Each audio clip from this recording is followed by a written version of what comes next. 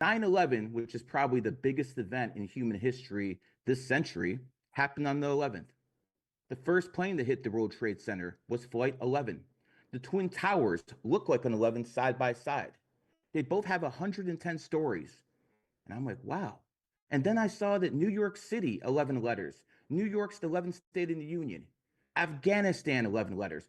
We attacked Afghanistan 10/7/2001. Take away the zeros, 1721, again, 11.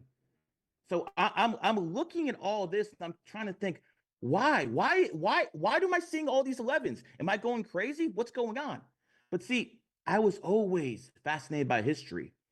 And I remembered that the Great War, World War I, ended on 11/11 at exactly 11 o'clock. Not 10:55, but exactly 11. And at that point, I didn't know what was going on, but I saw smoke and I started going looking for the fire.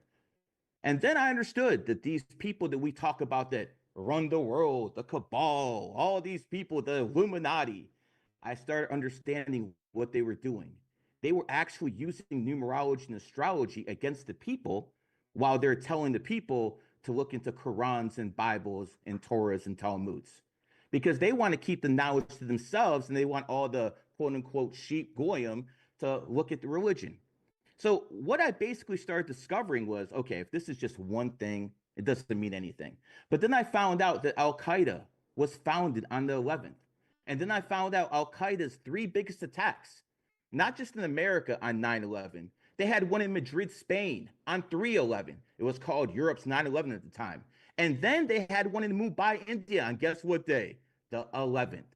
So at that point, when you start seeing all these events happen synchronistically on the same day, you start understanding that people are actually doing stuff that other people aren't getting. And the fact of the matter is, if you take it from a mathematical statistical probability, we're talking in the millions that all that stuff would line up. So then I'm starting to think, okay, maybe it's just one thing. And then I started looking at the events. I wanted to know why some of the richest people in the world had money. And then I discovered 28's number of wealth. Elon Musk is born on the 28th. Richest man in the world, not named Rothschild, not named Putin, not named Rockefeller.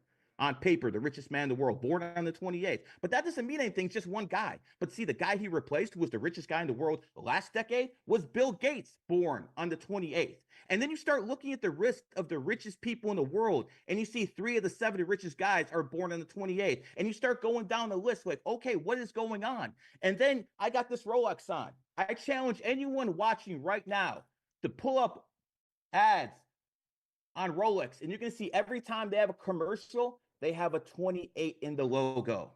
So at that point, you have to understand that numbers symbolize vibrational energy that we cannot see, that we cannot hear. And it's basically, if you believe in a God, it's the prime creator's language. It doesn't matter what you believe in. Understand that people who rule over us believe in this. And you have to understand that if they believe in this, it's something that you have to look out for. It's something that you have to look into before you dismiss. You know, when I look at certain numbers, they mean different things. If someone's born on the 5th, 14, 23rd, there's a high chance they're going to be extremely good looking because 5 is the